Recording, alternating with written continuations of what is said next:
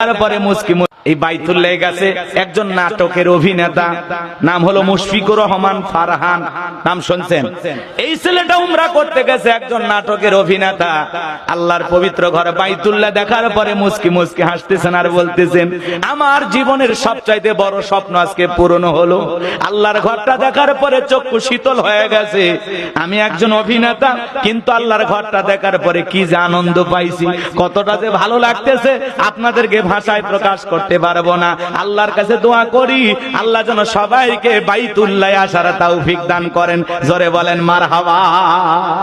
আল্লাহর ঘর বাইতুল্লাহ দেখতে গিয়ে নাটকের একজন অভিনেতা ফারহান, সে খুশি হয়ে গেছে, আনন্দে আত্মহারা হয়ে গেছে। আমি দেখলাম ইহরামের কাপড় পরে আছে, সোশ্যাল মিডিয়াতে ভিডিওটা ভাইরাল হয়ে গেছে, আপনারা দেখেছেন।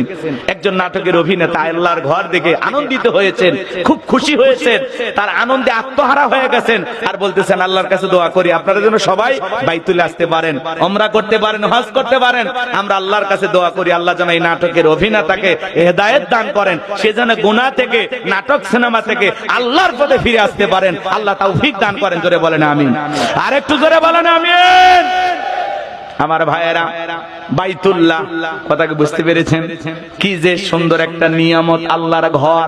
যারা দু চোখে দেখেছে এরা মজাটা পাইছে, কথা কোন ঠিক কি না? আল্লাহর ঘর বাইতুল্লাহ, যারা উমরা করতে যায়, হজ করতে যায়, আল্লাহর এই বান্দারা দেখার চোখের পানি ছেড়ে দিয়া কাঁদে। আল্লাহ তাআলা সেই কথা বলতেছেন, ফালিয়াবুদু রাব্ব হাযাল বাইত, এই ঘরের মালিকের ইবাদত করো। আমরা ঘরের ইবাদত করি না, ঘরের মালিকের। আল্লাহ বলেন এই ঘরের মালিকের ইবাদত করো। ইবাদত যদি ইবাদতের মতো হয়, বান্দা নামাজ যদি নামাজের মতো হয়, আমি আল্লাহ তোমাদেরকে দুইটা জিনিস দেব।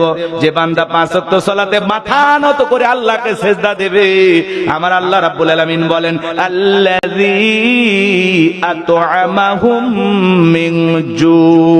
এই বাইতুল্লাহ গেছে একজন নাটকের অভিনেতা, নাম হলো